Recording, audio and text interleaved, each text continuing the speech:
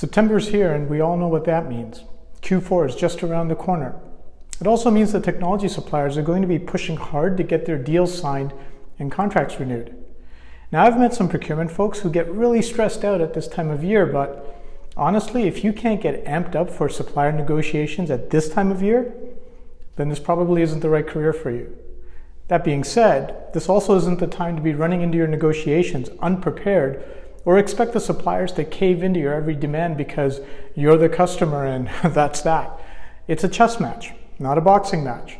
You need to carefully plan every move, lay down a solid negotiating strategy, and make sure everyone on your team is on the same page. So over the next few weeks, I'm going to focus these videos on what you need to do in order to get favorable outcomes from your year-end negotiations. And today we're going to talk about the importance of communicating with your internal stakeholders. Now keep in mind that my area of expertise, the thing that I've been doing for the past 25 plus years, is IT procurement and contract negotiations. So the examples I use are all from the IT category, but that doesn't mean they aren't relevant for other categories as well. I'll start off with a story. And I'm sure I've told this one before, but hey, I'm an old grandpa who tends to forget and repeat himself, so please bear with me.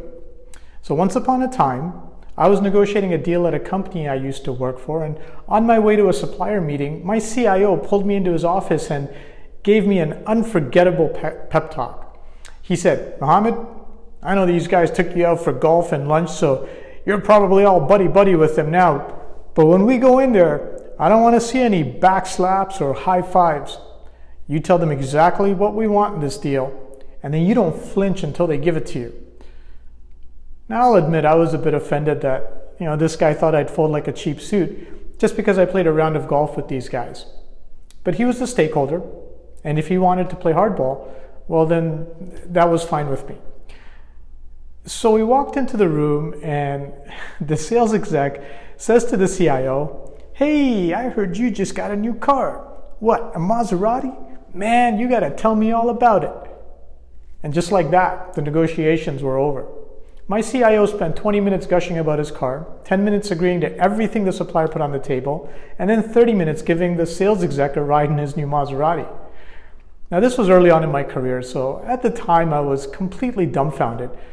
But since then, I've had some time to reflect, and the one big lesson I learned was that I needed to do a better job of communicating with my stakeholders. And this is true in most of our negotiations. Our stakeholders expect us to know all of the ins and outs of a negotiation, and they rely on us to keep them informed.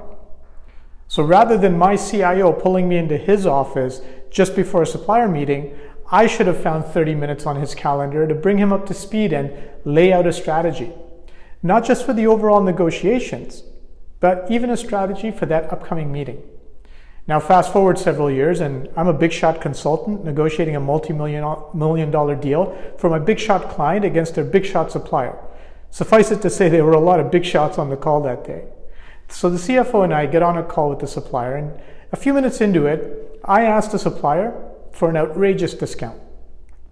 The supplier scoffs at the request and tells us we're not big enough for that level of discount. At which point the CFO loses it, reminds the supplier of exactly how big we are and what our acquisition roadmap looks like, and then he angrily hangs up. After some awkward silence, I tell the supplier that we may not be big enough today for the discount I asked for, but we're clearly going to get there, so perhaps they can meet us halfway with some sort of a ramp up if we hit our expected volumes. Otherwise, I'm not sure I can convince the CFO to move forward with this deal because he seemed pretty offended. The supplier agreed and gave us what I wanted. But here's the thing. I'd learned my lesson from Maserati guy. I wasn't going to run into another negotiation with my eyes closed and my pants on fire. I'd spent 30 minutes with the CFO prior to that call building a strategy. I told him I would get the supplier to say that we weren't big enough for the discount. I also told him what to say back to them, how to say it, and then I told him to angrily hang up. Negotiations, especially technology negotiations, are really complicated, and jumping into them without a plan is a recipe for disaster. I make it a point to listen very carefully to what the stakeholders are saying before I put together a negotiating strategy, and I ask a lot of questions. Is this mission critical technology? Is it client facing? How many people will actually be using it? And I established the parameters for communications during the negotiations. Who's going to say what and when? Who's going to be the good cop or the bad cop? And what's the signal to stop talking and walk away from the table?